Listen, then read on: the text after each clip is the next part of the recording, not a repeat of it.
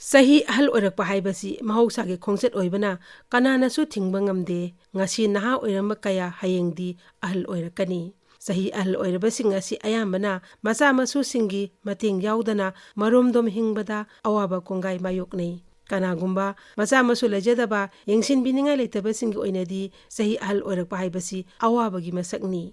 Sahi ahal oirabasingna thengnariba khudong chadabasingi manungda haksangi phibam sokchilakpa sel thungi awaba mayoknarakpa khunaidagi nathairakpa imung manungda maru oiba hantharakpa maning tamba mangsilakpa wakhal leitadaba hengalakpa amadi sahi yamsilakpagi pangal mayeng tarakpa asina singbani. Sahi ahal oirabasingda arthritis heart ki anaba diabetes ningsingbagi sakti walakpa amadi ariba laina singi khudong chadaba mayoknarei. Sathok chasin chang hantharakpa maning tawba ngamlaktaba sokpa panbagi chang hengalakpa masi oiba chinjak ningthina chadabana wakhal sontharakpagi chang wangkhatlei. Ana aya yaurakpada matam chana natraga chang naina akhang ahi singa tanabagi khudong chaba hantharei.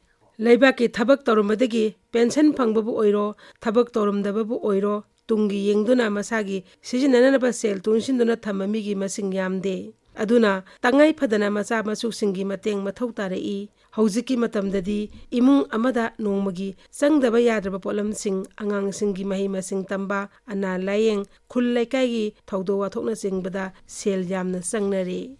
Aduna kariguma matamda yumgi ahal oirabasingi tonganba senpham kaithokpa ngamdabasu yaurei. Asiguma matamda makoibu thawoibidre tathi tawoina tawbire haibana singba aranba wakhal pohanaba maramsu ohelei.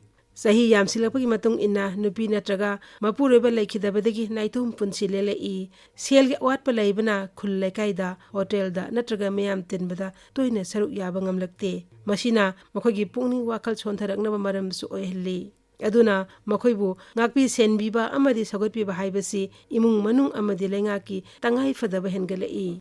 Lishing amaga samapan marpuda UN recommend tawbagi matung ina miyoi amana sahi humpu surakpa haibasi naha amasung ahal anigi langdaini. Sahi humpudagi humdra manga phawbana naha su alsu animak oiba yai. Sahi humdra manga dagi marpu manga phawbana ahal aduga sahi marpu manga gi mathakta laibabuna yam ahal oiraba haina UN khaidoi. Lishing ni taramathoi mikok thebagi matung ina leibak asigi oina senior citizens singlaba masagi sahi humpu henba miyoi koti tara lak nipurom aduga manipurdana lak ani lishing tararom lei. Manipurgi oina sahi chamagi mathakta leiba miyoi lishing amaga tara tarukso yauri. Lishing amaga samapan marpudra mapan bu International Year of Older Persons haina UN na sahi duge January tarhamdeda lauthoki. Masigi makha tarakpa oina laibak asigi oina su sahi al oirabasingi yaifa-thourang kaya paikhatnaba Ministry of Social Justice and Empowerment na National Policy for Older Persons semdona masibu ayaba piki. Ahal oirabasingbu ain gi oiba chengak phanganaba Maintenance and Welfare of Parents and Senior Citizens Act 2008 pass tawki. Ek asigi matengna makhoigi chengak amadi atei mathau taba mateng tanba yahalli. Masigi mathakta all age security, all age pension, all age home lingba anna laingi khudong chaba amadi yum kai sabagi thausina singbada constitution ge chengak su semki. Ministry asigi makhada lising amaga samapan marpudrani thoidigi hauna integrated program for older person paikhatuna senior citizens singi punchi mahing phagatnaba leifam chana thaknaba ana layeng pothok pada puning thogatnaba thaurangi chada marpudra manga phauba leingak NGO sing panchayati raj institutions sing amadi local body singda selgi tengbang su piri.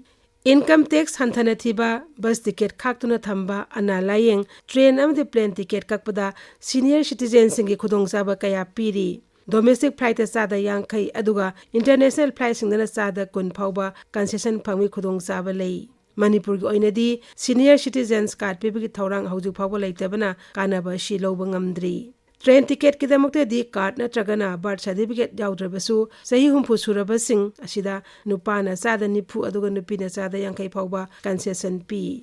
Hauzik oiriba Rashtriya Swasthya Bima Yojana scheme gi mathakta Ministry of Health and Family Welfare gi makhada Senior Citizens Health Insurance Scheme haudokhre. Scheme masina lupa 50,000 phawbagi lemna ana layeng gi khudong chaba piri.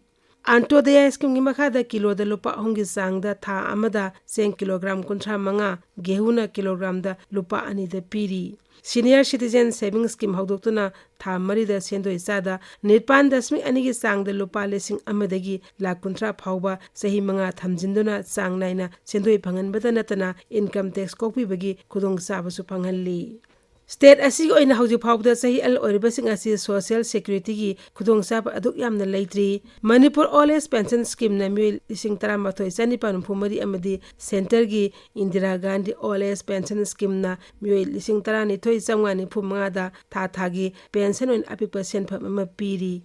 Adubu masisu sang naina piba ngamdri. All Age Home khara lingba natana leingak NGO amadi panchayat kangbuna central scheme-singgi makhada sahi ahal oiribasing de piba khudong sabasing phanganna ba hotnabagi thourang su haujiki oinadi udri.